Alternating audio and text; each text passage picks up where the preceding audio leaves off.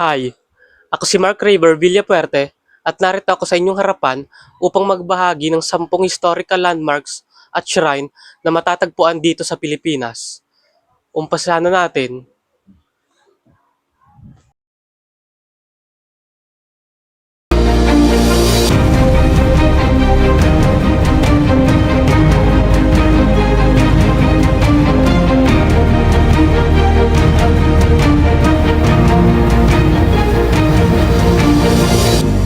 Number 1. Intramuros. Ang Intramuros ay isang makasaysayang lugar sa Maynila na kilala bilang Walled City.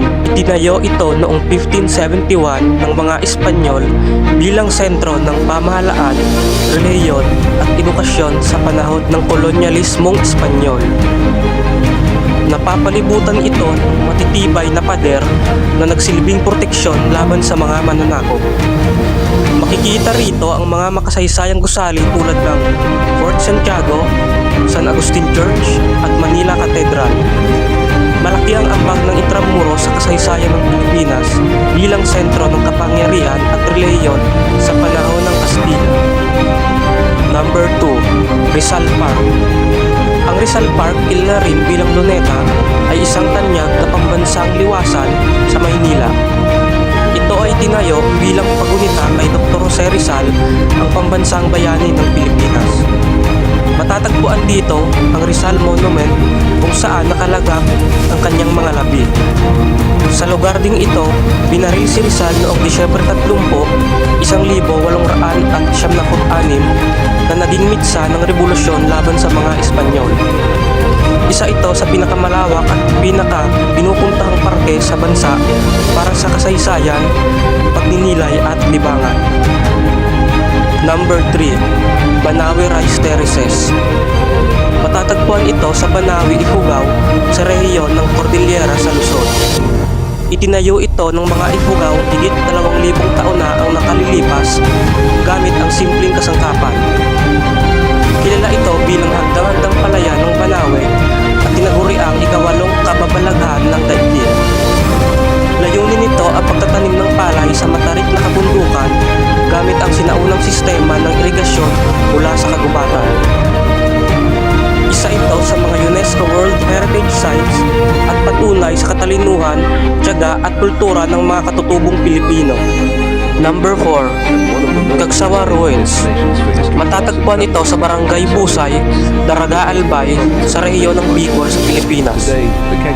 Ang orihinal na simbahan ay itinayo ng mga Pransiskano misyonero noong 1587 at nasunog ito noong 1636 matapos salakay ng mga piratang Dutch. Muling itinayo noong 1724 sa ilalim ni Padre Francisco Blanco, ngunit noong Pebrero 1, 1814, isang malakas na pagsabog ng Bulkang Mayon ang sumira sa simbahan at sa buong bayan ng Cagsawa. Tinatayang 2,000 katawang nasawi na bilang na ang mga nagtangkang sumilong sa loob ng simbahan. Sa ngayon, ang natitirang bahagi ng simbahan, partikular ang kampanaryo, ay kilala ngayon bilang Cagsawa Ruins. Number 5. Mactan Shrine. Matatagpuan ito sa Punta Engaño, Lapu-Lapu City sa isla ng Mactan, Cebu. Ang Mactan Shrine ay itinayo bilang pagunita sa labanan sa Mactan noong Abril 27, 1521, kung saan matagumpay na naipagtanggol ni Dato' Lapu-Lapu at ng kanyang mga mandirigma ang kanilang bayan laban sa mga puwersa ni Ferdinand Magellan, isang Portuges na naglilingkod sa Espanya. Ang mga istrukturang matatagpuan dito ay ang Lapu-Lapu Monument, isang 6 na metrong bronze na estatwa na itinayo noong 1981, at ang Magellan Monument, isang obelisk na itinayo noong 1866 bilang pag-alala kay Magellan. Idiniklara itong pambansang dambana sa bisa ng Republic Act No. 5695 noong 1969.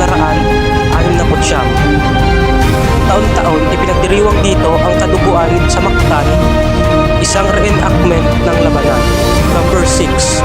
Naga Metropolitan Cathedral. Matatagpuan ito sa Elias Angeles Street, Naga City, Camarines Sur. Ang katedral ay kilala rin bilang Metropolitan Cathedral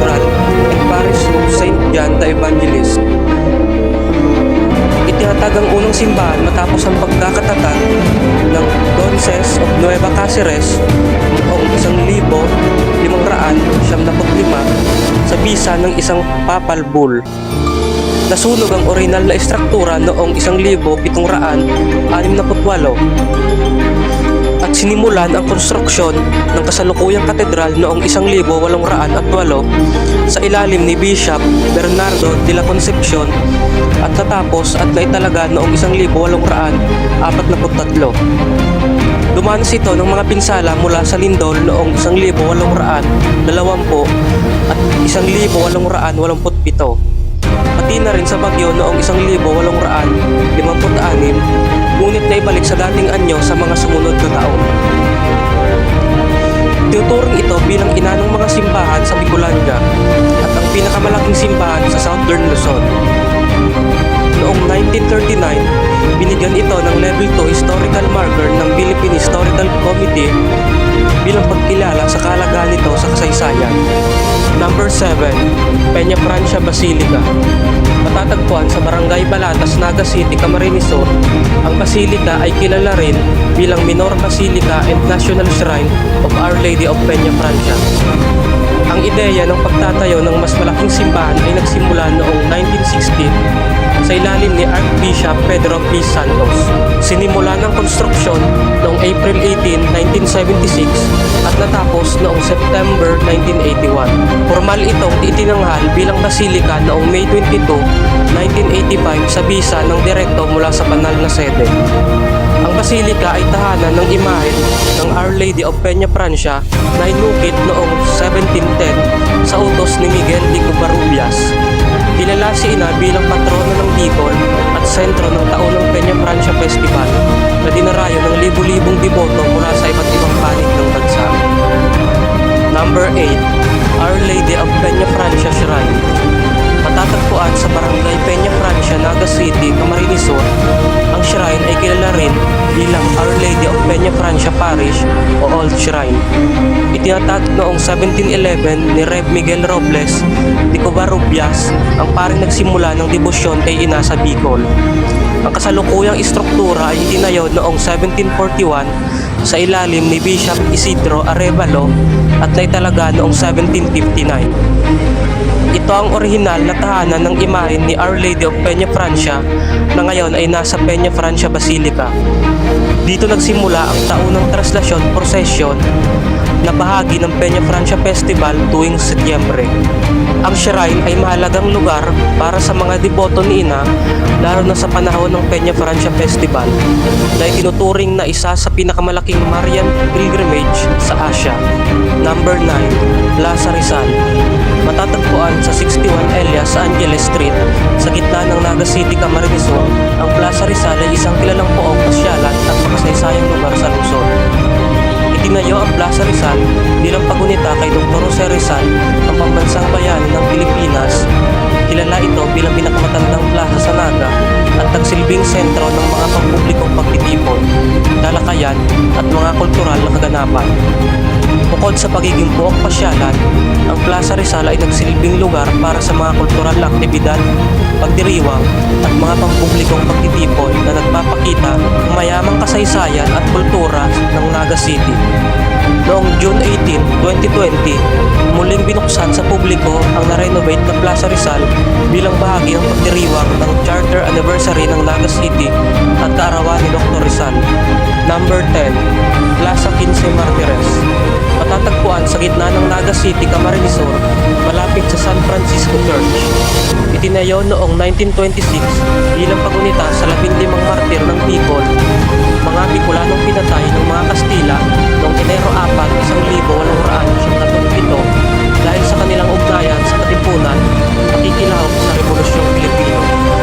Ang monumento ay idinisenyo ni Crispolo Zamora at inukit ni Jose Barcena.